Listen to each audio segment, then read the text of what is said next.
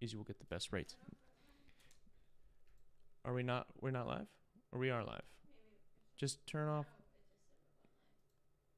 Okay. Maybe we weren't live for any of that. No, it looks like we're live. I don't know. I'm all right. Are we live? Can someone let me know in the chat? Are we live? I have no idea.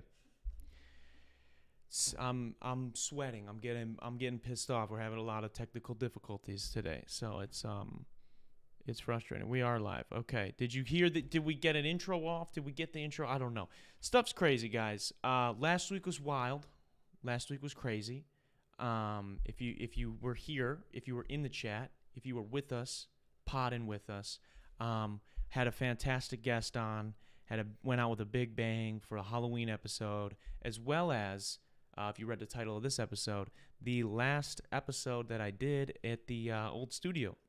So I'm no longer in rural Wisconsin. Rural, I hate that word. Rural Wisconsin. I now live in Milwaukee, in the city. Right. I'm not gonna dox myself, but I live where things are happening, and I'm very, very excited about that. The studio, as you could tell, it's pretty bare right now. There's nothing behind me. There will be things here. I know that this fucking thing over here, this crevice thing behind me is not centered, and it is bothering me slightly, but we'll get there. I didn't have a whole lot of time to get things situated. We still have to do a lot of soundproofing in here, so my apologies, and there might be a little bit of an echo. Things are crazy. Last week, I quit my job. We had the last episode at the old studio. Had to tear everything down, as well as it was like a Halloween episode, and interviewed a furry for the first time. My homie Jackson came through, blessed us with a fantastic interview, which I'd been teasing for a long time about wanting to have somebody on from that community, and so it's just been a hectic week, man. It's been a very, very hectic week. I'm here now in the city, trying to get settled in. Going to be finishing up some more stuff with the studio tonight. Today, I do have someone here in studio with me. He's not taking the move very well. He has not taken off his mask since the move. Jeb is here. He's here with me. He's not very talkative. He's upset that we moved. It's been hard for him. I bought him from JCPenney like a month ago, and he's already had to move. So now he's moved twice within a month, basically. So he's not taking it very well, to say the least. But it's been good. Things have been good. Where's the brat? We've got the brat here. He'll be in shortly, a little bit later. But I gotta say, moving yourself, I had to give myself a pat on the back for one thing. As a young man who is somewhat athletic, you get asked to move basically everybody that you know. Like if your parents just volunteer you to help move people, your parents' friends just volunteer. They're like, hey, you have a kid who is able-bodied. He can move my stuff. I've moved like so many people throughout the years, and moving your own stuff, like I said, I got to give myself a pat on the back. I feel like I was pretty chill about it. I feel like I was very chill. One of my homies even dropped a whole fucking box of like wine glasses and other glassware, and it all shattered. I didn't care too much. I mean, I was sad. We had to go buy more, but I didn't get upset with him, and we didn't have anything crazy. I guess usually when I have to move somebody, it plays out something like this, right? Where they're like, oh, hey, can your son help me move? And I'm like, oh, sure, okay. They're like, oh, it'll be a couple hours on a whatever random day of the week. So that day comes, it's usually me and a friend, or me and a couple of friends, and we get ready to go help somebody move. And it always ends up turning out that like we get in there, we move like a couple of really light things, and then it'll be, okay, here is this 200-year-old Amish entertainment center. Which, what do the Amish people know about making entertainment centers? You know what I'm saying? Like, they don't got TV. And they'll be like, I need you guys to help me bring this up. Well, first bring it out of this place, and then we're going to bring it up 7 floors. There's no elevator. And, I'm not a very strong guy. Like, I'm not weak. I'm able-bodied, right? But I'm a scrawny guy. And my friends are always usually a little bit scrawnier than me. So now you, as in me, got to be on the bottom of a 200-year-old Amish entertainment center while your even scrawnier homie is carrying the top, and you got to go up 7 floors because this person happened to find the only place that doesn't have an elevator and is 7 stories high. It just, that's how it plays out. That's the exaggeration of things, right? But that's how it goes. There's always some crazy shit. So it was really nice that the place that we moved into had a frontage elevator, so like we could like back everything up in a U-Haul, load it all up in this big elevator, take it all up at once or 2 trips. Made it really simple. My homies helped me move my stuff, and then we just got to kick it. I really love the place we're at because we got a dope view. First off, I really don't care about the view. The biggest thing is we got a basketball court. Okay, there's a basketball court in my building that I have not missed a day shooting since I've been here. It is like the best stress relief, the best. I mean, my state of mind for when it comes to that is just so much better now overall because I get to just chuck shots up. So that's been really dope. That's been really dope. And we passed 7,000 monthly listeners last night, I believe. And then I also turned 24 a couple days ago. So it's kind of the update on me and what's going on with the studio, with dtalks. We're going to be, filling this thing out. Obviously, Jeb's side is looking even lighter than mine right now. We didn't even light him up with any backlights or anything. But things will be soundproofed and things will get a little bit more character because I enjoyed some of the craziness that we had going on at the other studio. I really did. But I figure, we would just talk some shit. We would have some fun, talk about what's going on in the world. I mean, Drake's new album, Taylor Swift's new album, Drake and 21 Savage's new album. I didn't listen to Taylor Swift's. I haven't gotten around to it. This is a new one I've heard, right? This is not a remake. Can I get a nod? Yeah, okay. This is not a remake because I know she's been doing that too. And so good things for her. I think she's going to sell. She did like 1.2 million copies or something in the first week, which is fucking absurd. Yeah, and like a lot of it was from vinyl sales, so like that's insane. That's like people bought physical albums, which is crazy. So shout out to her. We got Drake and 21 coming through with Her Loss. That shit is that I actually did listen to that a couple of times now, and I got to say I'm a fan, very big fan of that.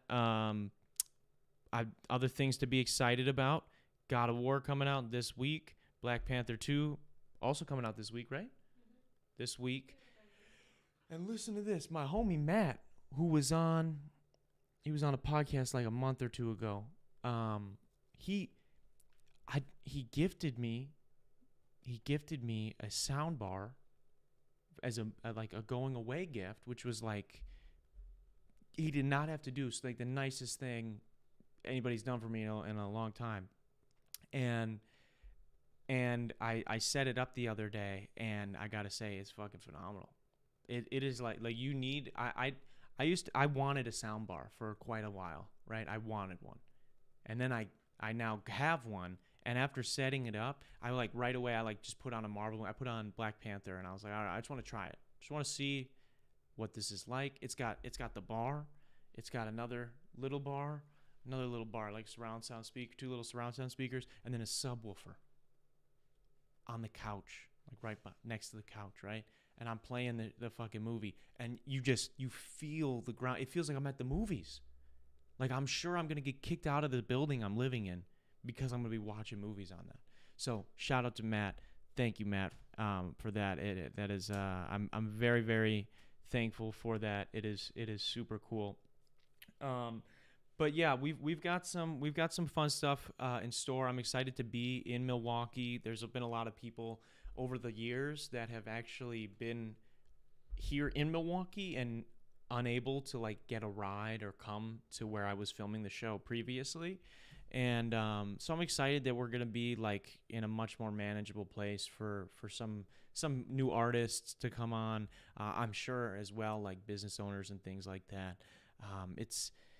it's crazy. I'm just really excited for it all. I think it's going to be a lot of fun. I think we're going to get to, hopefully you guys will get to have a lot more fun and exciting guests, especially like I feel like we've been on a roll since the new year of the third year of the podcast started.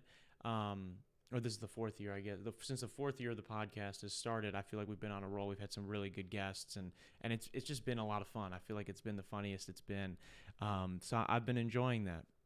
Now, there were some kind of off the wall things I wanted to get into today. One of them being, we talk a lot about how I don't really follow sports a whole bunch on the channel. I don't follow them in my life really that much. But the Bears, I'm a Bears fan. I'm a Chicago sports fan. I know I'm in Milwaukee, but I'm a Chicago sports fan. And the Bears are pretty bad, still bad. But I've been the more I've been thinking about it, because I've been seeing I got friends that are Packer fans, right?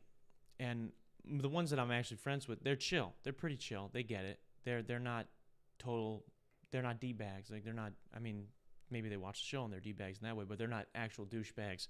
And the issue I have with some of these people and these Packer fans especially is y'all have had Hall of Fame quarterbacks for 20 years and have been in a terrible division and you make the playoffs every year. You never have to worry about being awful. And they're bad this year. They're just as bad as the Bears, right? Except for they have a Hall of Fame quarterback still. Just as bad as the Bears, though, on the books. And these people are losing their minds. Absolutely lost their shit. They cannot handle it. And I gotta say, I don't think this just goes for football. I think this goes for almost any sport. This is just a hypothesis. I could be wrong here. That I think the better your favorite team is, the less logical of a person you are. If you grow up with a great team, right? I can't imagine a kid that grew up a New England Patriots fan while Tom Brady was doing what he was doing there, right? Because you know why you're illogical? Because you don't even know why you're good. You just are, right? You just think like, oh, we just win. We just are good. Like, we just have a great franchise. Our coaches do a good job. Our players execute well. Our front office makes moves to keep us entertaining and keep us in the mix for a chance to win, keep us competitive.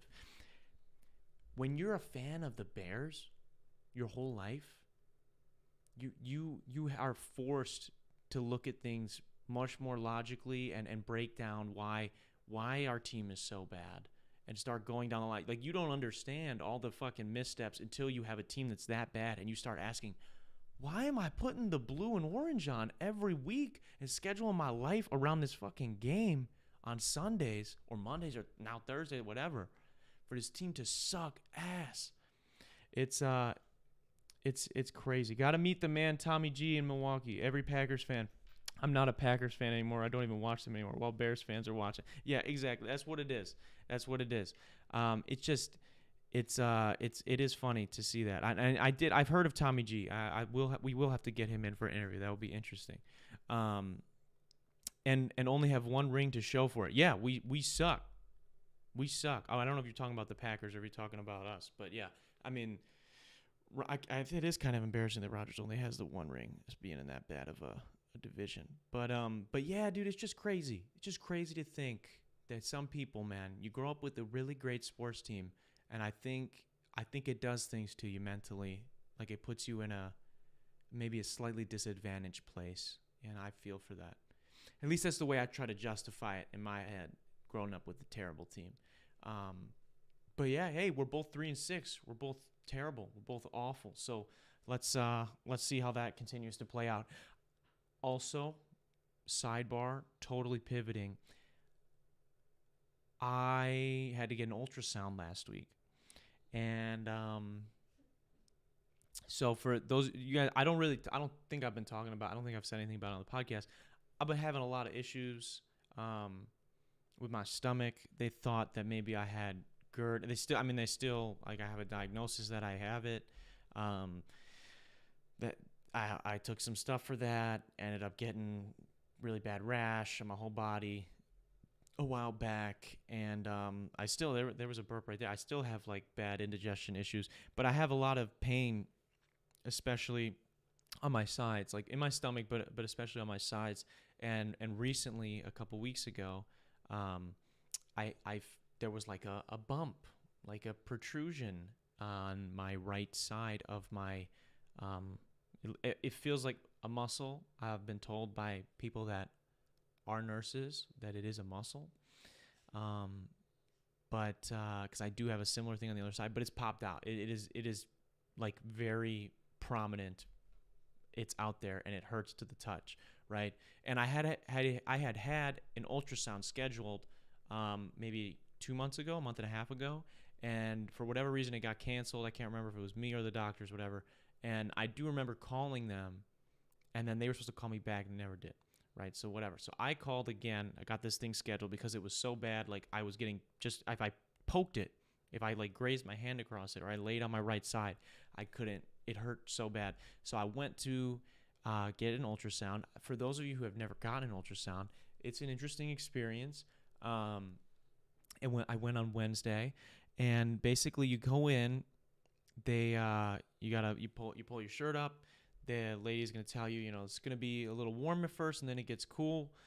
This jelly she's going to put on, and they do. And it's weird. Like, you hear her say it. Like, I heard, I'm like, oh, yeah, okay. And then she puts it on, and it was like a weird, it was like a warm lotion, like a very warm lotion.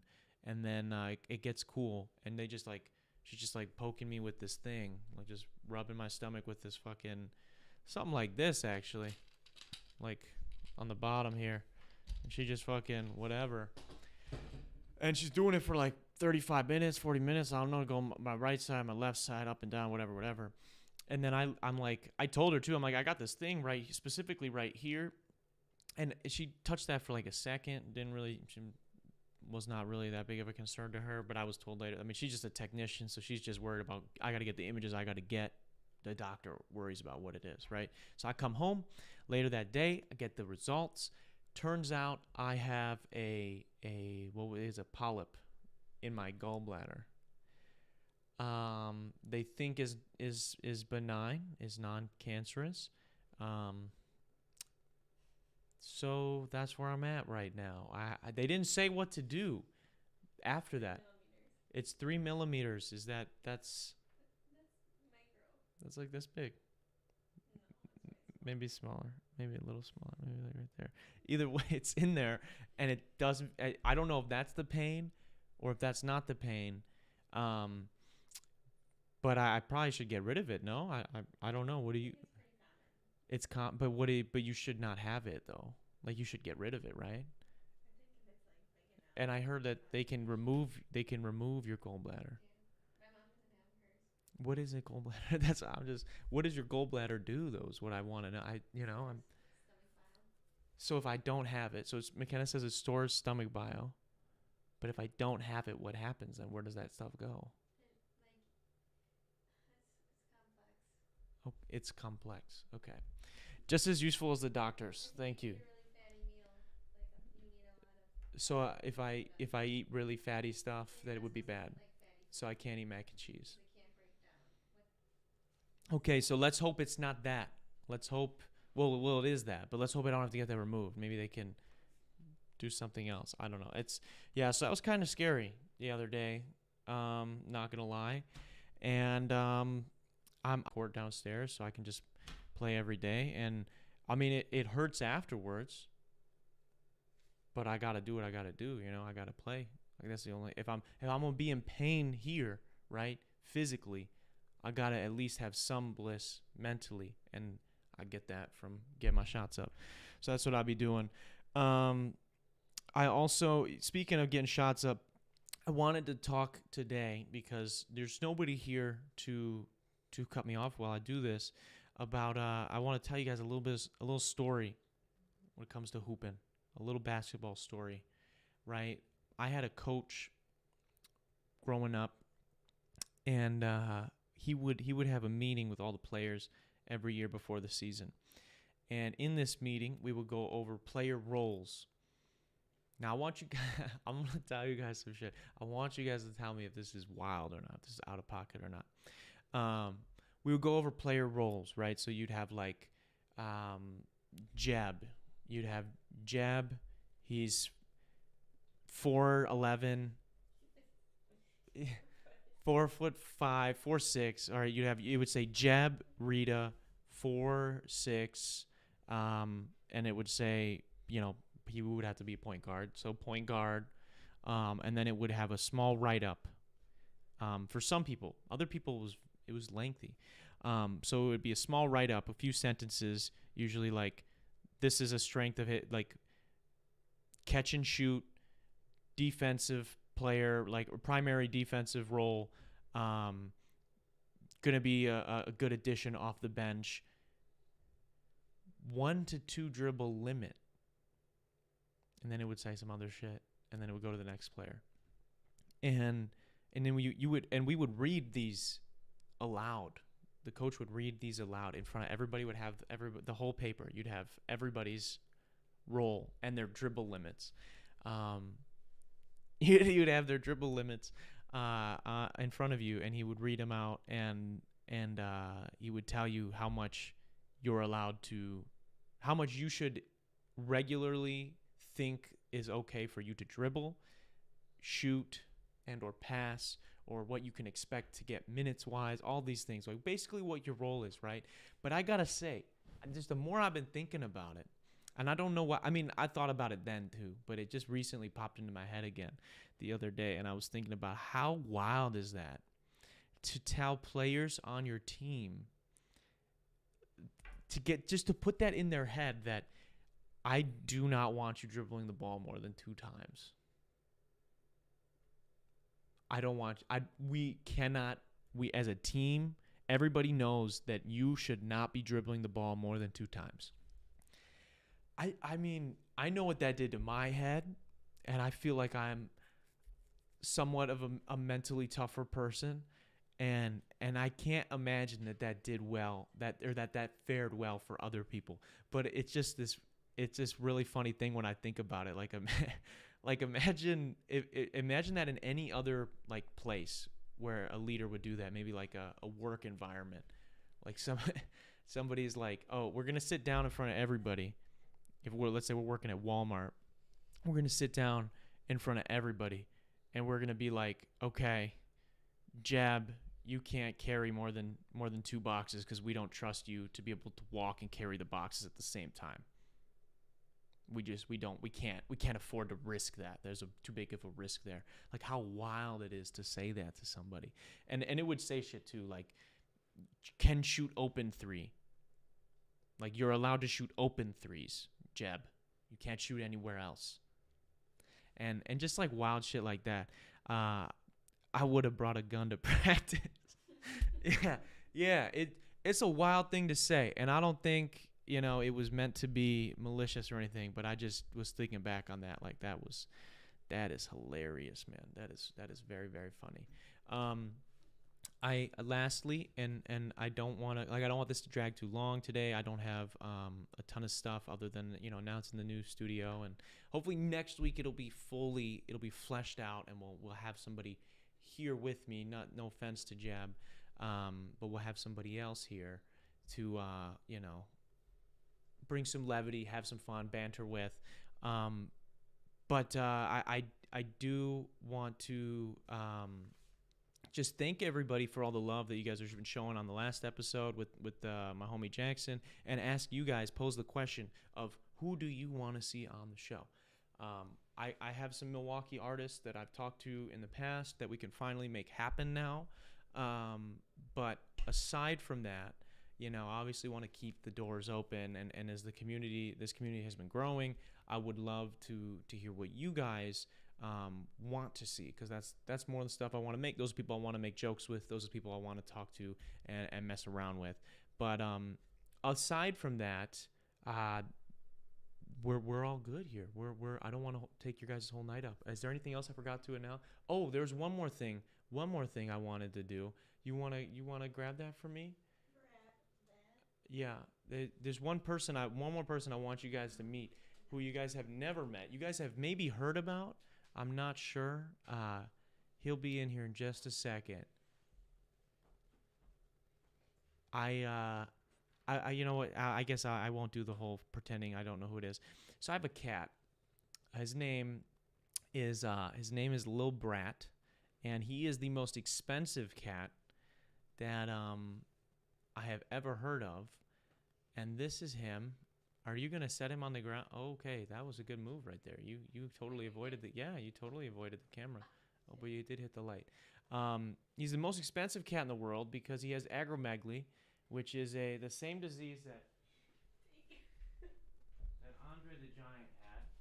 Look at him. Look at him here. Chubb, look at the people. He is pissed. I don't want to hold him up too long. You can go if you want to go. He's a very thick boy. So he has acromegaly, which is basically diseases organs. They're not gonna see him right there. He's out of focus. His organs continue to grow. He also has diabetes, and it hurts his disease. It like speeds it up even more. But he's medicated. It costs a lot of money to give him this special insulin to keep his levels down and slow his progression of that disease. So he's living his best life. He is not loving the move either, and now he's talking. But yeah, that's my friend. That's my homie. That's Lil Brat, and we talk about him quite a bit. I think I've mentioned him before on the podcast, but I figured I would let you guys see him, and he might pop in every once in a while on an episode as he gets more comfortable with the space. Because right now he's being very weird, and rightfully so. He lived in the same place for like 8 or 9 years, so there he is. All right, well, with that, we're going to sign off. Next week, we'll have some people in the studio. We'll be having a lot of fun cracking jokes. Thank you guys for tuning in. Thank you to those who are going to listen days after. Thank you to our patrons, you guys up on screen right now. Thank you guys for supporting the channel. If you guys are interested in getting behind the scenes access to extra podcasts, extra footage of our hooping videos or wrestling vlogs, as well as a series where I break down how I make every single one of my songs, go to patreon.com/Darren Rita. You can help support the channel for as little as $1. Also want to say a quick shout out to Kenosha Auto Insurance for sponsoring this episode. And this has been the 175th episode of the dtalks podcast. I will see you guys next week. Peace.